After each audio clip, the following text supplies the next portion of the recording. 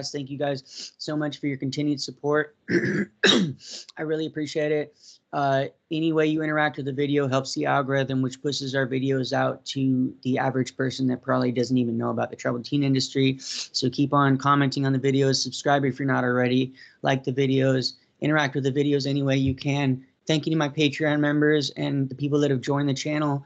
I never expect, like, money's never expected, so anybody that supports me that way, it's extremely appreciated from the bottom of my heart. So I want to thank you for that. I want to do a moment of silence for the person still struggling with intrusive thoughts or addiction or anything like that. So on the count of 3, I'm going to do a moment of silence. 1, 2, 3.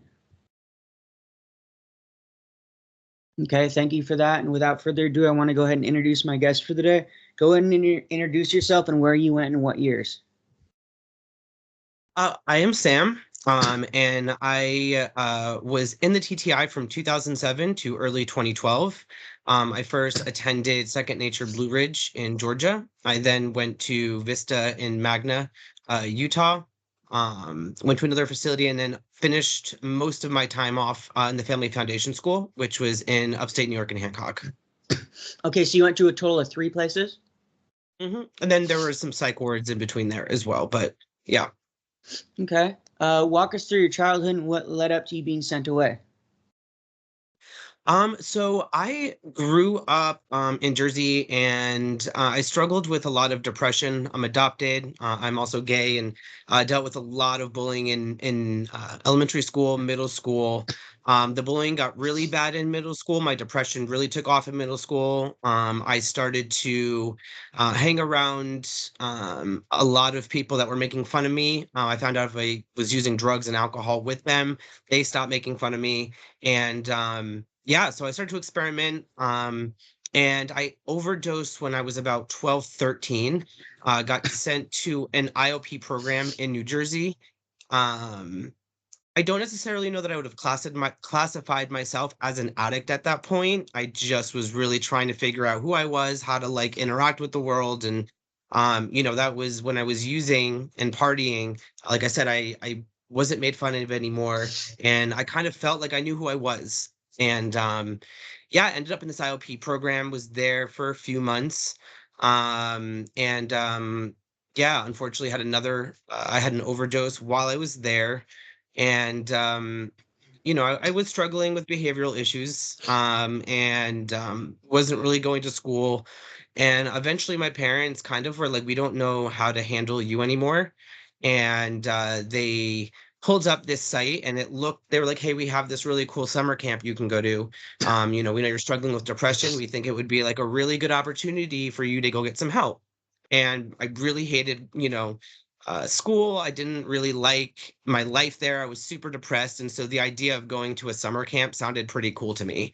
And I was like, yeah, sure. And they showed me the site, and it was like, looked like a summer camp.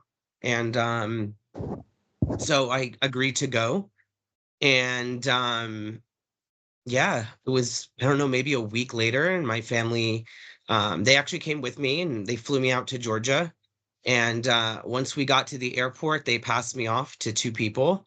And I was a little taken aback by it because it was all very confusing. I was assuming that I was going to the summer camp. My parents were coming with me, and now they were like, hey, we love you, but you need to get some help. And so I was just passed off to these 2 people, and I didn't really know what was in store for me. And yeah, I got they took me into their truck, and we drove out into the to the middle of the mountains in Georgia. They picked me up some food. They were like, this is going to be your last meal. And I was like, what are you talking about? I thought I'm going to camp. What do you mean a last meal? So, got some Wendy's, and off I went into the woods. And yeah, it was a super culture shock. I had no idea where I was. I didn't understand, it was not what I had saw on the website. They handed me like a 50-pound backpack and like a yoga mat, this blue tarp, and they're like, so you're basically going to be living in the woods for, the foreseeable future. And yeah, I remember when I first got there, obviously was very upset. And they put you off to like the side of the group. Like I wasn't allowed to sit with the group. I believe it was like a 4 or 5 day period where you were essentially on like a blackout. And yeah, I just was remember sitting like in the dark in the middle of the woods, just totally um my life had totally flipped upside down, and I didn't know where I was, what was gonna happen, and I was a little, was a little upset just about everything, right? Um and I started to, once I got acclimated into the group, we did our hiking and stuff like that. I mean, I know a lot of people have gone to wilderness, so you kind of understand the experience when you go to wilderness. There was like that you have to, use a Bojo set in order to eat hot food. If you didn't, you're eating, cold food, which wasn't always super good. Most of it was like non-perishable, so it was like tuna fish packets and oatmeal and all that fun stuff. But yeah, I spent 11 weeks in wilderness. Um Couple things there. I remember working with a therapist, I was kind of under the assumption that once I finished this program that I would be going home. And I remember we did one of our solos, which they like put you out for like, I think it was like 3 or 4 days. They like blindfolded each individual. I think we had like 9 or 8 guys at the time, and they blindfolded us all and like walked us off into the middle of the woods. And they were like, "Okay, you're gonna sit here for the next 3 days." And then like once a day, they had a staff come drop meds off and just kind of make sure that you're okay. And I remember after that, I kind of was just over the whole situation because like I thought I was going there to get help with like depression, and with all the other things, my adoption issues, dealing with abandonment. And none of that really was provided for me. It was just, this all felt very punitive, and I didn't really understand how this was beneficial to me in any way. But, being young and I like obviously didn't want to be there anymore, I was like, okay, I'm just going to do what I need to do, and then I'll go back home. And yeah, I ended up um, having some arguments with my therapist and my family, kind of hinting at the fact that I wasn't going to be coming home after wilderness. And I made this really stupid attempt to run away. And I remember I like ran away, maybe got away for like 10, 15 minutes, if that, and was like, this is super stupid. I don't know where I'm going. So I walked right back into the camp, and, they put me on suicide watch and run watch and all of that stuff. And I just became very problematic at that point. And yeah, I remember one day they had a transport service come pick me up from wilderness. I had no idea where I was going. And I didn't even know that I was going to be getting transported out, or, that they intended on removing me from wilderness at all. It just was a shock to me. And, this big dude came up and said, "Hey, you're coming with me." And you know, um, I was scared, and I didn't really say anything about it. And, just went with him, and I hopped on a plane with him, and we went to, um, landed in Salt Lake City, Utah, and I was dropped off at Vista. Um, and Vista was a co-ed program. They had the boys separate from the girls, and within the boys they had two different groups. They had a red team and a blue team. When I was there, I was on red team, um, and I found out very quickly that that was not a safe place to be. Um, I had quite the experience at Vista, and I think when I look back at my 4.5 years at spending time in the TTI, Vista, I think for me was the darkest period and the most abusive period in any of it. Um, that was where we had like, we had our 4 hour, 3 hour groups daily. And when I first got introduced to these groups, they were, posed as therapy, right? And going into it, on the first few, I didn't really talk. They didn't really push me to talk or anything like that. But watching how these guys interacted with each other scared the shit out of me. Because they would just go in for the jugular. It was like the therapist would come in and kind of instigate something with one of, the guys there. And then everybody else just kind of hopped on and just ripped into this dude and shamed him, and yeah, it was the best way I can describe it is like the Hunger Games. And so I learned very quickly that those groups were not safe. And, I was not going to talk about anything with them that, was going to be vulnerable, because I knew it was going to be used against me. And so I learned very quickly how to play the game that they were playing there.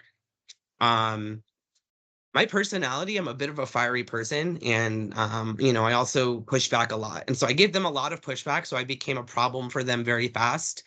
Um, and Yeah, I just remember the wild rules that we had there. We had to like ask, or at least, there was some of us that got sanctioned. We had to like ask to go into doorways. We really weren't able to go outside. Vista was, they kept the guys in one house. So most of the time we spent was indoors. Depending on what levels you got to, they would take you off campus for, like rec activities, which really were like going to the gym, going running, hiking.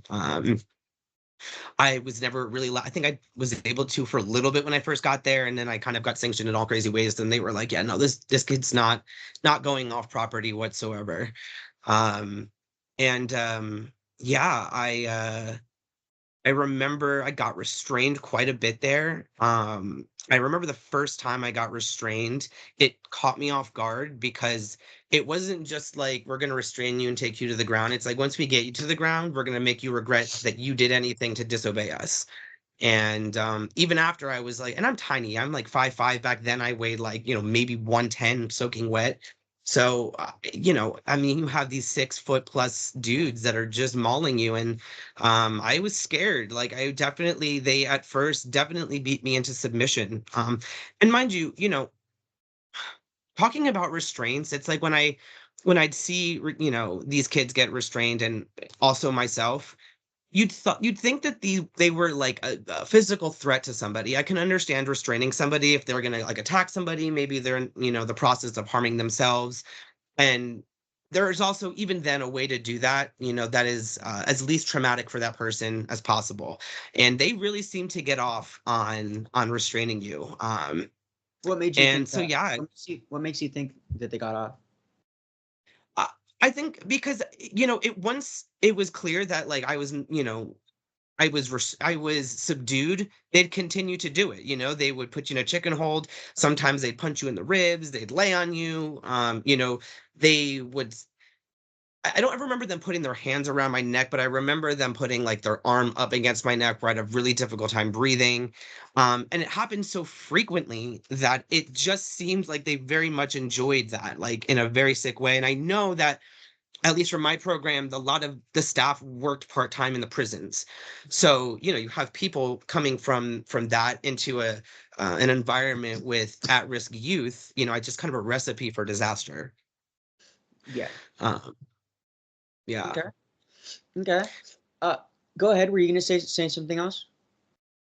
No, I just, the, I think for me, the turning point with Vista, when at first, like I said, I kind of was getting subdued and was very, um, I was compliant for the most part in that because it was so new to me, and I'd never been in an environment that was that hostile. Um, I had a moment where um, I remember frequently I would call my parents to tell them like, "Hey, this place is like super fucked up. Like, I need out." And they were always like, "Oh, this is a manipulation tactic your kids use to like, get out of these facilities." And I remember telling my parents specifically, like, "I don't even care where I go. I just want to get out of here. Like, you can send me literally anywhere else. It's just I don't want to be here anymore." And I had a moment where I disclosed some abuse from my past with my therapist. And he basically told me that I was going to have to talk about it in group, which I knew right off the rip. I was like, I'm not doing that because I know how that's going to play out. And that day, too, I know they had a couple families that were coming in to sit in on the groups. And I was like, I'm just not doing that. I'm not interested in doing that. And, that no was not an answer for them. So they came in and they restrained me in his office and they drugged me down into the basement. And I would say I got restrained for a good 30, 45 minutes until they decided to, shoot me in the buttocks with some sedatives and knock me out. And, woke up, I don't even know how long later in my bedroom, and I was being monitored by staff. And, um, I'd been there for, I don't know, 8 months at this point, and I kind of knew at this point I was like, I'm done here, and we have a fight or flight mode, and at that point I was like, I tried fighting, that didn't work, and now I just have to physically remove myself from the situation. And I had a few more days there. They did a lot of things, like they would not allow me to have physical food. They withheld food from me, and I was only allowed to have Boost, which is like a nutritional beverage, just so at least I didn't, pass out or anything. And um, yeah, and being queer in an environment like that too was super super wild. I got diagnosed with a lot of really crazy things from their psych there, who told me that I was, gender confused and all of these things, and put me on crazy medication that I had no business being on at that age. And yeah, that was a really scary time. And eventually, after, enough was enough. I was tired of getting restrained daily. And I don't even like using the word restrained because I feel like it gets off easy. Like, I was tired of getting physically abused There daily. you And yeah, it was the middle of winter, and I had nothing on but like a t-shirt, some sweatpants, and some socks, and I hauled ass out of that building. Um, I was still, it was I'd gotten restrained during that day, or earlier on in that day, and I was still, they sedated me, and so I was still a little woozy from the meds. So when I ran outside into their, they had a big compound, and it was like a huge, like iron gates around it. So really, there was no way for me to get out. But I got out into their backyard, and there was snow and everything like that, and I just kind of passed out and brought me back inside. And they called the ambulance and police and stuff like that. And that was like my way out of Vista, and I ended up getting sent to like a psych hospital. Okay. At these three places, do you remember them ever giving you a physical rule manual, or did they just buddy you up with somebody to show you the ropes, or did they Oh, do it it? was definitely, yeah, it was definitely like a buddy system. There was never like a formal manual that they handed me being like, hey, these are our rules, these are our expectations. It was kind of like, hey, you're gonna sit with this kid, he's gonna tell you what to do, for sure. Okay. And did anybody try and run from wilderness when you were there?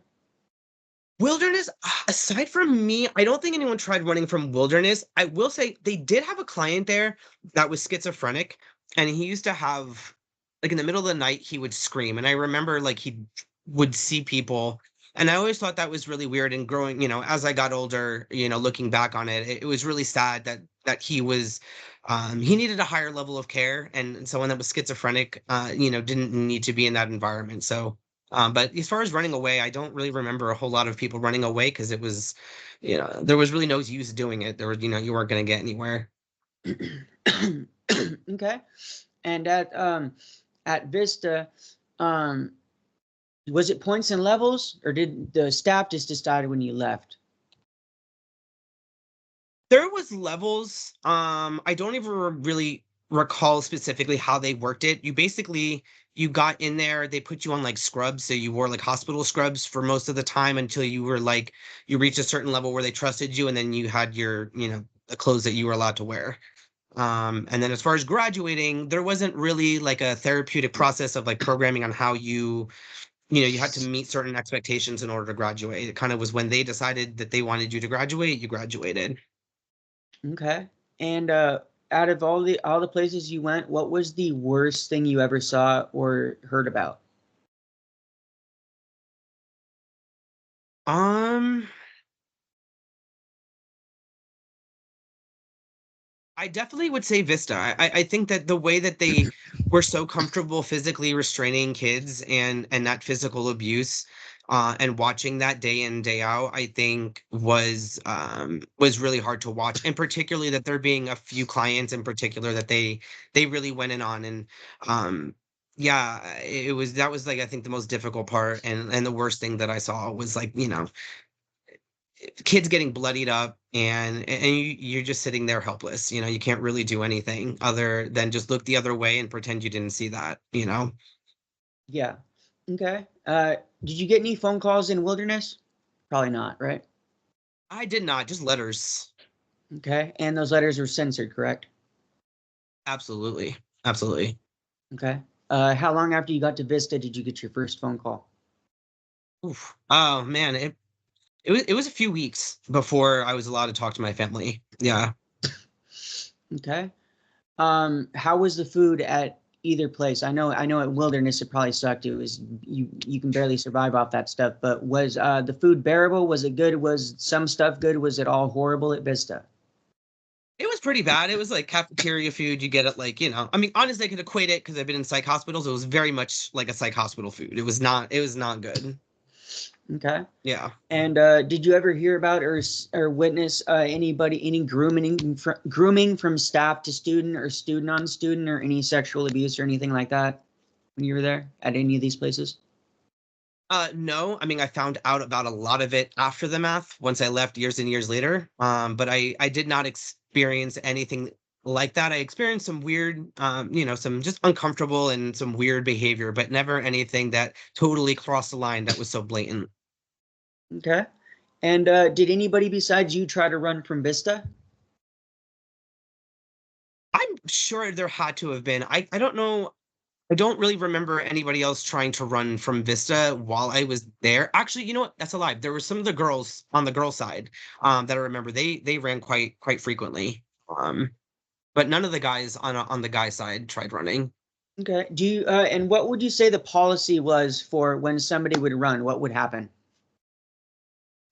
They would put you in scrubs if you weren't already, and then generally speaking, you were removed from doing therapy or group like that. They just took you out entirely and they put you in like an isolated room.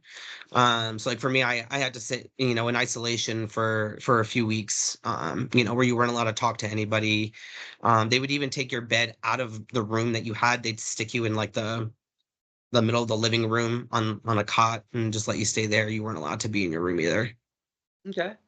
And at Wilderness, well, both places, when you got there, how many people were there? Just an estimation, and how many people were there when you left? Just ballpark. In Wilderness, I would say probably consistently had about 8 or 9 guys there, like all the time. With Vista, I would say it was probably about 15 guys that I had the entire time that I was there on my own team. I say there was probably about 30 or 40 like guys. Um, yeah. Okay. And was there any schooling at Vista? Um, Allegedly, they thought that they were schooling. It was kind of just they'd give you like a packet and you just kind of self-taught yourself whatever subject it was. Um, but there was no formal schooling. There was no like nothing like that. I mean, it was kind of a joke. Okay. Did any of those credits transfer when you got out? Um, so I actually because I spent all of my high school career in the industry. My last place, which was a family school, I ended up graduating from there, so I did get my high school credit from there. But it's been very difficult as far as like now when I want to apply to colleges, that some of those, trying to get a hold of my transcripts from them now that they've shut down has been very, very, very difficult. Okay, yeah, that's usually what happens. So the family school, did you get transferred from Vista to the family school after that? Is that what happened? Yeah, I went to a psych ward for a little while. So I was in the psych hospital, I think, for about a month or so, and yeah, and ultimately ended up at the Family Foundation School. Okay, were you 5150'd into a psych place, or what was the deal there? So yeah, I was 5150 there. I had enough wherewithal when I was, like I said, I had gotten restrained, and while I was in the house, they had the paramedics, police, and everything there. And I told them I was like, I want to kill myself. So they, took me and 5150'd me into the hospital. Yeah, Okay, how long were you at the psych ward? about like 3 weeks or so. Okay, and Yeah. did you know you were going to the family foundation, or did they just send you there after the psych ward? They just sent me there afterward. I did have like one phone conversation with my parents, and I was kind of hoping that I would be coming home. Um, and yeah, that was like not the case at all. And they were like, yeah, no, we're gonna send you somewhere else. And that was the last conversation I had with them. And then yeah, I got, you know, another transportation service and sent over to the family school. Okay, and the family school, what was the was that points and levels, or was it kind of just like Vista as well? It was operated a little bit different than Vista. The family school had, I want to say, about like 150 students, so it was a lot bigger. And it wasn't as restrictive as Vista. So there wasn't really a points and level system, other than they let you intern like towards the end of your stay when you're about to graduate. They let you intern in some of the departments. Like we had a newspaper for the Family Foundation School that you could intern there. You could intern in the admissions office, in the nurses station, with the gym. So they had stuff like that, that you could work your way up to. Yeah. Okay. And how long were you at the foundation or the family I'm school? sorry, what was that? How long were How long you was it at? at the family school? Yeah. Yep. I was there for a long time. I was like there for a little over 2 years, like 2.5 years. Yeah. Okay. And did you graduate from? You didn't graduate from Vista, correct? I did not. No, no, Okay. no. How about Family Foundation? That I did graduate from. Both the program and then also my high school graduation was there as well. Okay. And was there any sort in any of these places? Did they ever try to convert you from from being gay?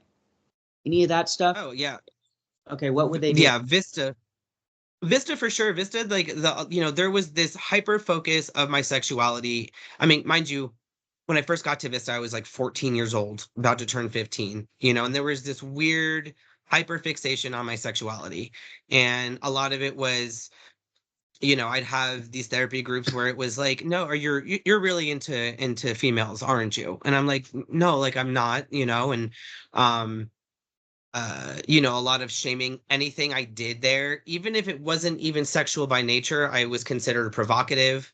And so there was just this continual shaming of me, telling me that I was making other people uncomfortable, and as where they could have had an opportunity to show me, how to have healthy relationships being queer, and being supportive in me, and trying to come more into myself. I came from a background of getting made fun of brutally in high school, or in middle school. That they kind of just fed that beast. Also, I mean, a lot of it was very religious too. The people that were there were, super not into the fact that I was gay. So yeah, I had a very difficult time at Vista, dealing with that. Okay. And in all these places, did you get picked on or made fun of because of your sexuality? And the only place I really got made fun of was in Vista, where they really went in, and they'd call you really, sly names. They call me like fairy, stuff like that. Yeah. Okay. And was there any self-improvement seminars that you had to complete any of these programs? No, Okay. no. Okay. So it was just like the small groups tear each other apart type thing, attack therapy. Hmm. Yeah, absolutely. Okay. And at the Family Foundation, you were there 2 years. Okay. Was there any let's see. Was there solitary confinement at Family Foundation like there was at Vista? So they had solitary confinement rooms. I was never placed in them. I was so institutionalized by the time I got there that I was just like going to do whatever they told me to do. They claim that they never used them while I was there on students. Meanwhile, they had them. So, I mean, I don't know. But I had never experienced that while I was there. Okay. And the Family Foundation, was that boys and girls or just boys? That was boys and girls. Okay. Um, what was the hardest part for of being in all of these places, and how did you deal with it when you were there? I And if think that and if they're what's that? different for if they're different for each place, that's fine. Just like what was the hardest part for you, and how did you deal with it? So I guess I'll go with like Wilderness and Vista, combining them kind of as one. Particularly Vista, dealing with the psychological and physical abuse, and the gaslighting, and the tearing my mental status down to where I didn't trust myself anymore, and then just being physically abused the way I was. trying to get up daily and continually to do that was a very difficult thing. And the only way that I was able to deal with that, and it really was by no choice, was I ended up just disassociating a lot of the time through all of that. I very much became a walking zombie there, partially because of the meds, and partially that was just like my brain's response to that trauma was that I could not mentally be in that space. When I got to the family school, what was challenging was being an adoptee and feeling like I had been abandoned this entire time by my family, and that they really just didn't care to raise me. That was a really hard thing to kind of come over, and also realizing at that point that like there was no going home, like I knew that I was going to live the rest of my adolescent life out in these programs, and feeling like I just got robbed of my adolescence. There was things like prom, homecomings, going on your first date, joining clubs in school, doing the whole, applying to college thing. Like there were so many parts of my youth, even like pop culture and, movies, like all of these things that I felt so robbed of while I was there. And I think coming to terms with that, and like coming to terms with the fact that I just lost my entire youth, was really challenging. And I wish I could tell you there was a way that I dealt with that, but I did not handle that very well at all. Okay. And what happened after you got out of the program? Did you struggle with any hard drugs after the program? What happened after you got out of the program? Most definitely. So I am currently clean and sober. I am in recovery. But when I first got out, I struggled. And right when I left the Family Foundation School, about 2 weeks before my graduation, my mom had been diagnosed with cancer whilst I was in programs. And she died 2 weeks before my graduation from family school. And that kind of just set me off. And then trying to reintegrate into society, I had gotten accepted into a musical theater college in New York City. And so that transition from like that life to some level of normalcy was like very difficult for me. And think I maybe stayed sober for like a year, if that, and then I started drinking and got addicted to cocaine. Um, had a lot of struggles with suicidal ideations and suicide attempts.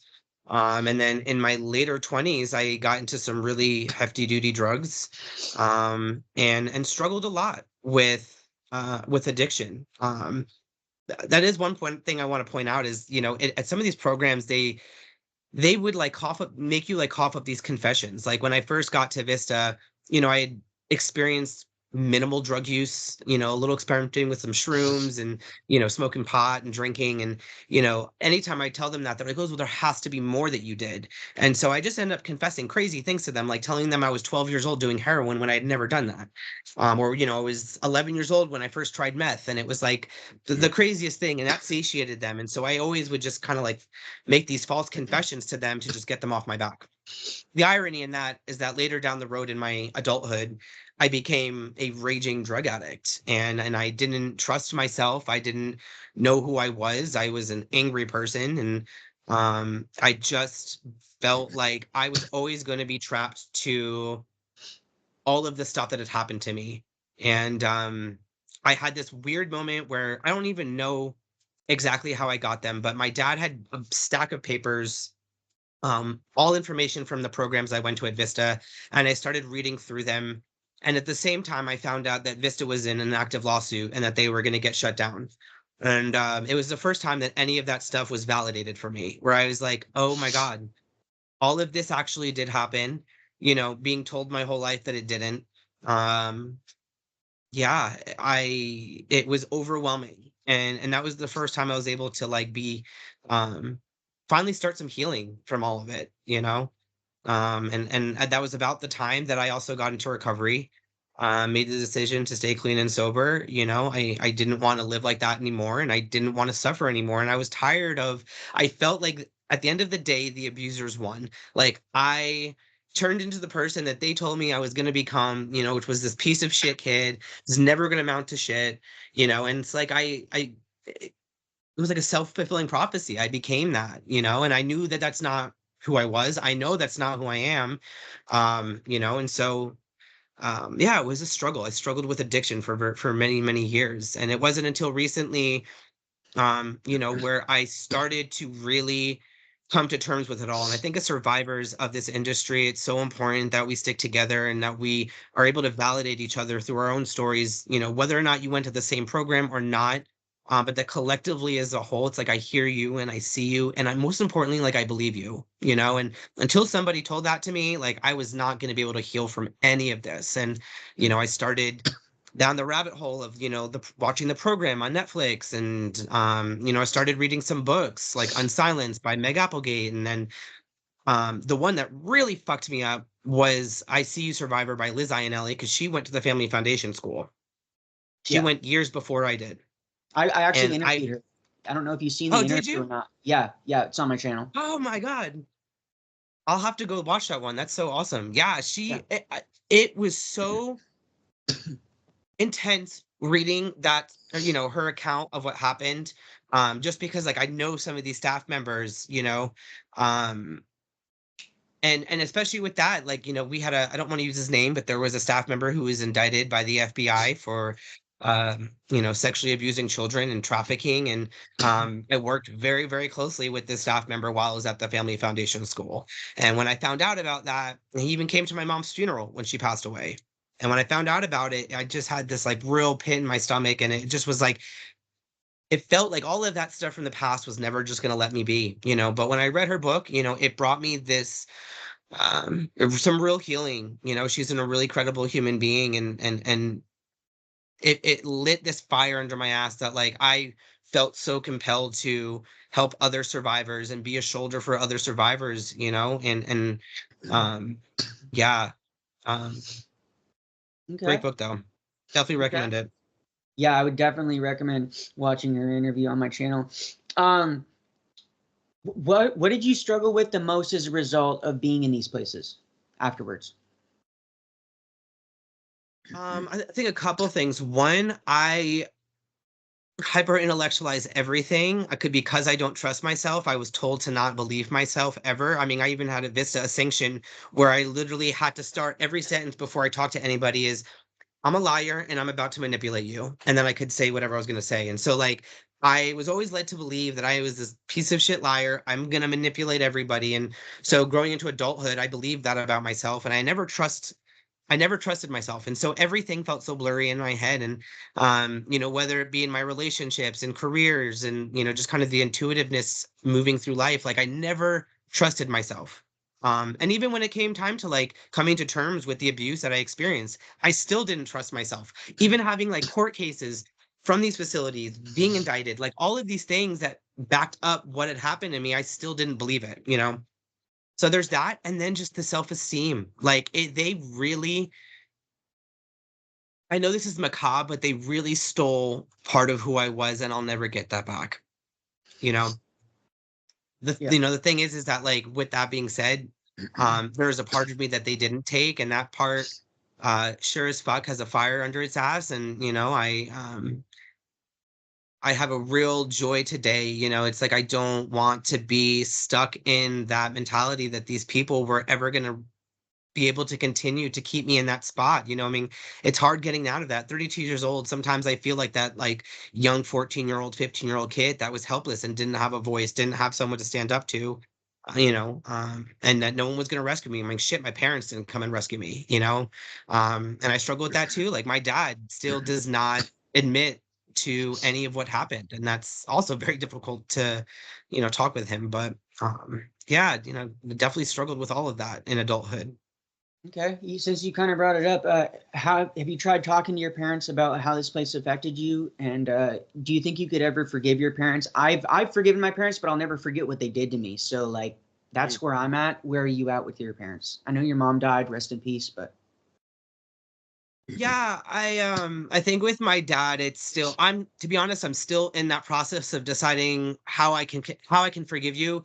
And for me, I think that until he's able to acknowledge what happened to me, yeah. I'm not going to be able to get to the point of forgiving, and I wish I could, because I know in my experience with dealing with addiction and all these things, that holding resentment and all of these, holding hate in my heart just in general, keeps me sick as a person, and it keeps me in a dark place, and I don't want to be there anymore.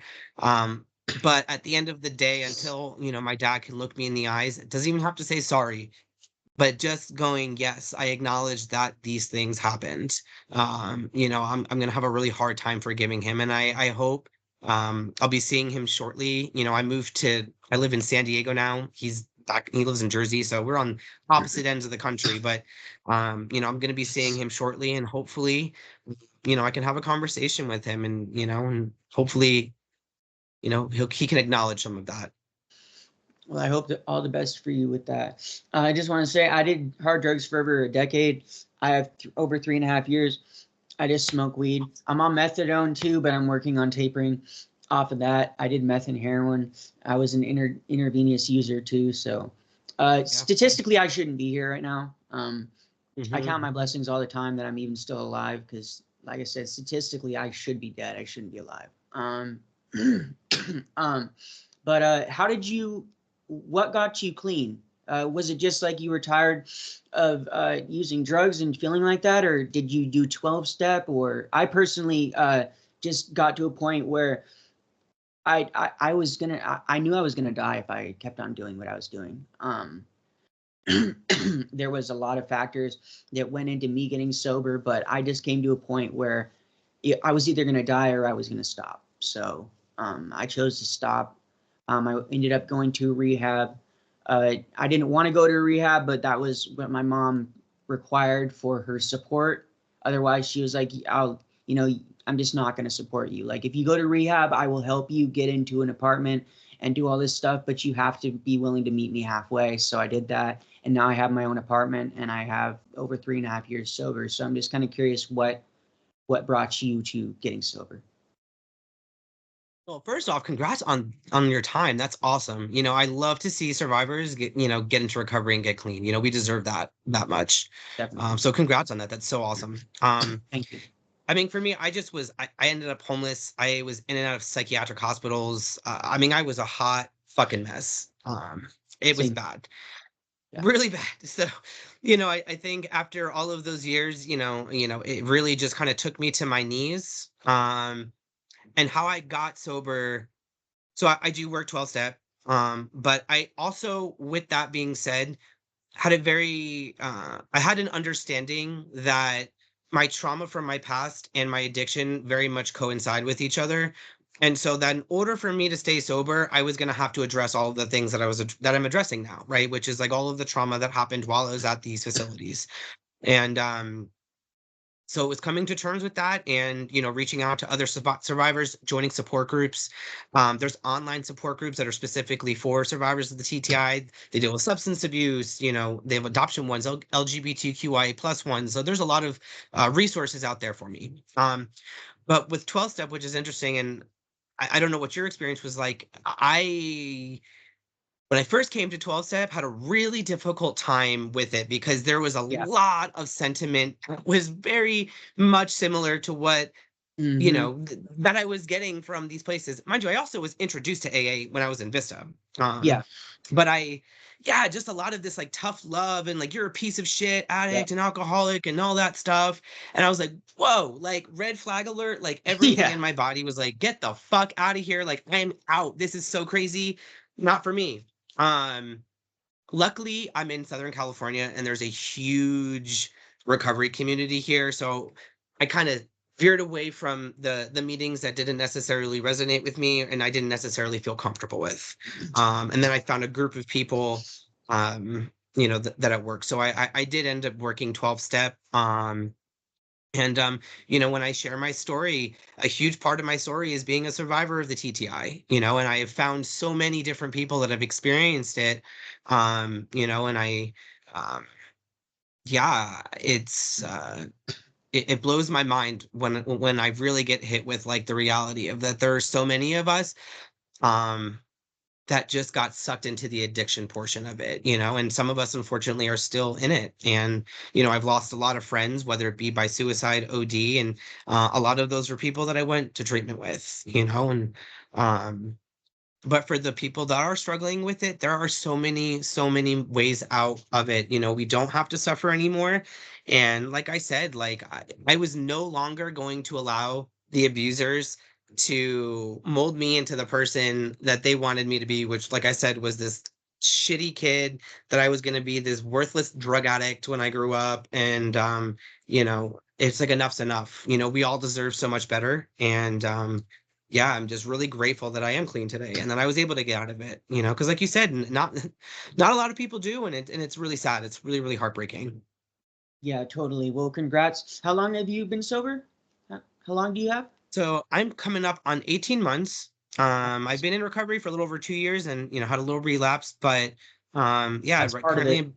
That's part of yeah, it. it is. Yeah. Yeah. Yeah. Okay. Um, Knowing what you know now, if you could go back in time, in a time machine and not go through these places, would you do it and why? If I had the choice, I would have absolutely not gone through any of these places. Okay. Absolutely. Um, I mean, why these places claim to be these like residential, therapeutic centers, right? And like when I look back on the time that I spent at any of these places and I think about like the therapy I was supposed to be getting, where? Like where was any of the therapy at any given point in time? I walked away way more broken of a person. Um, you know, my educational consultant made a lot of money off of me. And that's another thing. My family went after the school district to have them help pay for these programs. And it's wild to me because it's like, there's these taxpayer dollars in my district in New Jersey was paying for this abuse. Yep. When I hear that story way often, way too often that, they get, recommended to these places. And, then you find out that they're in cahoots with each other, right? That like Second Nature was, getting referral programs to Vista and, all of these other facilities. And yeah. Yeah, yeah, that's what they're doing nowadays, and with kids going to places nowadays, is the state's just paying for it. It's disgusting, you know. Hmm. It's another reason, I do what I do because this is important work. It's hard work. I'm an empath, so whenever somebody's telling me a story, I'm sitting right there with them. So literally like there with them in their story. So it's hard work. It's difficult work, but it's necessary work to do, and that's why it's all the more important. Um, uh, what do you think would have helped you instead of being sent away?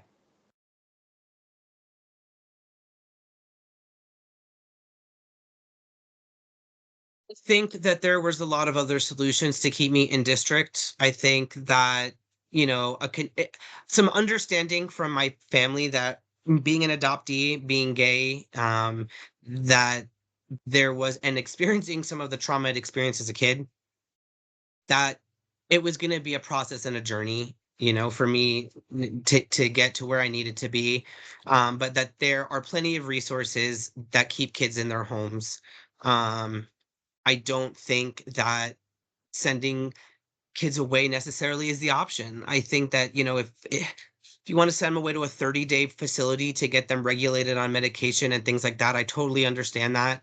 Um, but the damage, the psychological damage that it does, the social damage that it does to the development of teenager and kids to send them away, especially I hear kids getting sent away for crazy time like myself, and it's like it's so damaging. It's so damaging, and I think that there are resources now, particularly, to help kids with a variety of different issues. There's a lot of, therapists that deal with, kids that are in the queer community and how to navigate that. So that there are a lot of IOP options. There's a lot of options that don't require you to send your kid, halfway or entirely across the country into the hands of strangers who you don't know. You don't know them. Uh, yeah. Yep. Okay. And is there anything else you want people to know about your experience, or anything else that you might tell a parent thinking about sending their kid to a place like this? For parents, I would say if you feel inclined that you need to send your kid away, at least do your research. Make sure that you're like working with, therapists that you're, that you have right, now with your kid, it should be a panel of people making that decision and really making an educated decision on where you're going to send your kid. Um, and to the survivor, like really just like, I love you, I hear you, you're worth it, and there's a way out. We don't have to suffer in silence anymore. I think the most powerful thing we have now that we didn't have years ago was the fact that we have things like this, right? We have these internet connections that we can connect with each other and stay connected with each other. And as a community, there's a lot of healing that we can do, and I just want to thank you for, the work you're doing, and creating a platform and a space for many, many survivors to share their story, because like I said, this is how healing happens, and all of us deserve that, and so much more. And so if you're struggling, there is a light at the end of the tunnel. Sometimes that tunnel is super fucking long, but the good news is we don't walk in that tunnel alone. So yeah, so that's all I got. Okay. Well, thank you so much for coming on the show. I want to extend an invitation for almost everybody that's done the show. When the when the interview ends, they go like, oh, well, I should have talked about that, or I forgot about that. So if that happens, just take some notes down and let me know, and we'll do a part 2. I might, if you're interested, I might do a part 2 anyways, just to catch up and see where you're at now and, follow up. So if you're interested in doing that, just let me know and we'll make it happen. And if you've been watching so far in the video, please make sure you like the video, subscribe if you're not already, share the video, share it to anybody. Just get it out there, and leave a comment down below. We'd love to see you and say hello. So with that being said, we will catch you on, hold on a second, the next one. Thank you guys. We'll see you on the next one. Bye.